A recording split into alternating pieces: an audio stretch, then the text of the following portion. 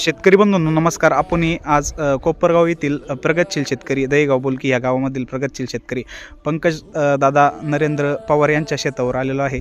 यांच्या शेतामध्ये सागवन प्लस ड्रॅगन फ्रूट असा उत्कृष्ट असा प्लॉट घेतलेला आहे 3 एकरमध्ये.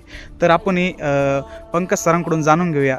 सर, तुम्हाला आपल्या विजय ॲग्रो इंडस्ट्रीजचे जे प्रोडक्ट वापरले त्याच्यातून काय जाणवलं आणि आपल्या विषयी पण माहिती देतील ते थोडी. नमस्कार शेतकरी मित्रांनो, मी पंकज पवार दहेगाव बोलका. आपला ड्रॅगनचा बाग आहे टाकलं होतं आणि शेणखत टाकल्यानंतर त्याच्यावरती काही ट्रीटमेंट करावी लागते. मेट्रायझम वगैरे सोडावं लागते. माहीत नसल्यामुळं काही दिवसानंतर त्याच्यावरती उन्हीचा अटॅक झाला. बरं, तो उन्हीचा अटॅक फार हेवी होता.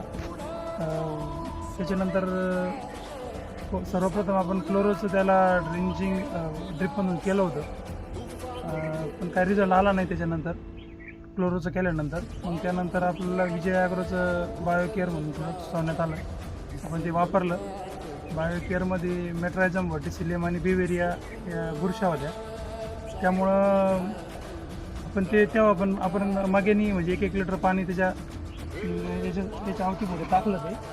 त्यामुळं जो उन्हीचा जो अटॅक होता तो आता थांबलेला आहे आणि ओव्हरऑल व्यवस्थित ते बुरशींचं किंवा त्यांचं काम चालू आहे. बायोकेअर प्रोडक्टचं काम चालू आहे असं वाटतं मला, कारण की त्यानंतर झाडं वाढण्याचं प्रमाण थांबलं.